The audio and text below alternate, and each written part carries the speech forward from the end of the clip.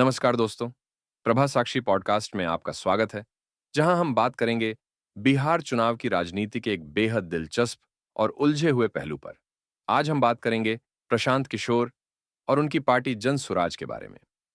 किसी समय प्रशांत किशोर बिहार के चुनावी माहौल के एक्स फैक्टर के तौर पर उभर कर सामने आए थे, लेकिन चुनावी नतीजे बिल्कुल अलग कहानी कहते हैं। तो सवाल उठता है, क्या गलत हुआ? हमारा आज का एपिसोड इसी सवाल का जवाब तलाशेगा। तो चलिए शुरू करते हैं आज के पॉडकास्ट को।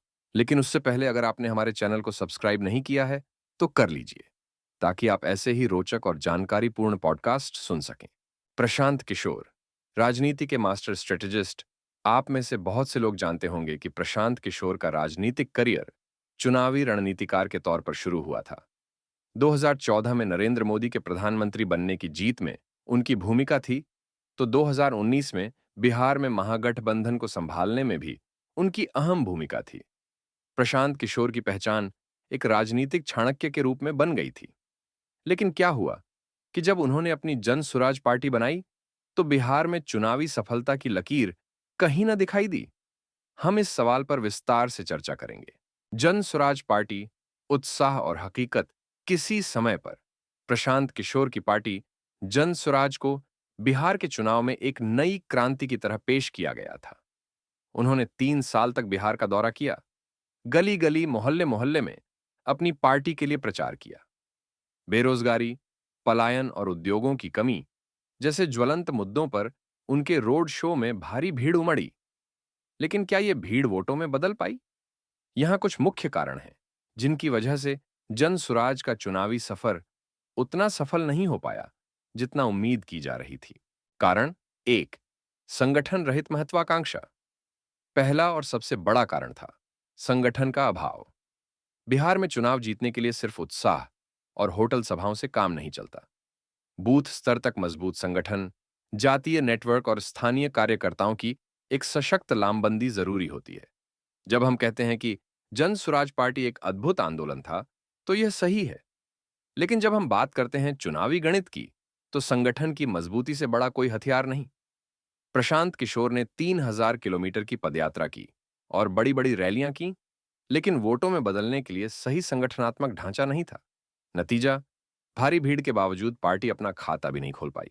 कारण दो, जल्दबाजी और नेतृत्व का संकट दूसरा कारण था। जल्दबाजी और नेतृत्व का अभाव।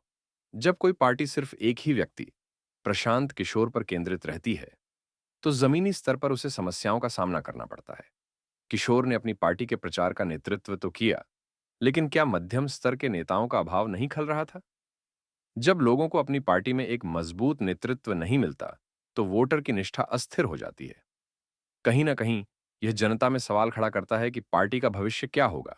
कारण तीन, नीरस संदेश।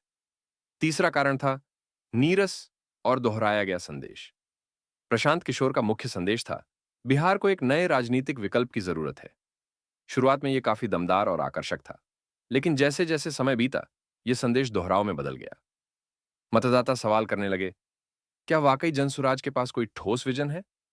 कहीं ना कहीं यह छवि बनी कि नए विकल्प का कोई ठोस रोड मैप नहीं था। जब उनके पास घोषणा पत्र नहीं था और कोई स्पष्ट गठबंधन नहीं था, तो मतदाता किसे वोट देते? कारण कारण चार, भ्रांतियां और जातिवाद का खेल चौथा कारण था। जातिवाद और पहचान का संकट। बिहार का चुनावी गणित अभी भी बहुत हद तक जातिवाद और पहचान आधारित राजनीति पर आधारित है। प्रशांत किशोर ने लगातार विकास और सामाजिक न्याय की बातें की, लेकिन उन्होंने यह नहीं बताया कि वह किसके साथ गठबंधन करेंगे। जन स्वराज पार्टी में कोई प्रतिपक्ष गठबंधन नहीं था। इसके विपरीत, जिन दलों ने गठबंधन किया, उनके पास स्पष्ट जातीय समीकरण और स्थानीय पहचान थे।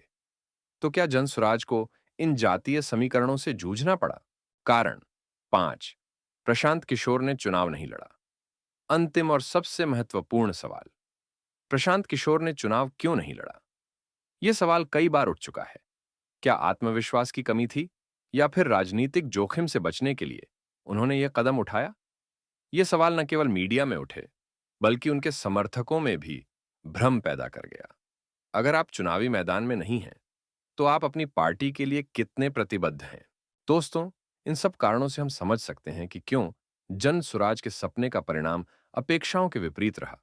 कभी अर्श पर चढ़ने का दावा करने वाले प्रशांत किशोर की पार्टी अब फर्श पर दिखाई दे रही है। क्या भविष्य में उनकी पार्टी फिर से बिहार की राजनीति में कोई बड़ी भूमिका निभा सकेगी, या फिर यह एक और राजनीतिक प्रयोग साबित होगा जो बिहार की धरती पर फल नहीं पाई? हमारे इस पॉडकास्ट में आज इतना ही। अगर आप भी इस विषय पर अपनी राय देना चाहते हैं या कुछ और सवाल पूछना चाहते हैं, तो हमें जरूर बताएं। आज के एपिसोड में इतना ही। अगर आपको ये एपिसोड पसंद आया हो, तो शेयर करें, सब्सक्राइब करें। ऐसे ही और महत्वपूर्ण विषयों पर पॉडकास्ट सुनने के लिए प्रभा साक्षी को फॉलो करें। मिलते हैं अगले एपिसोड में। तब तक के लिए नमस्कार।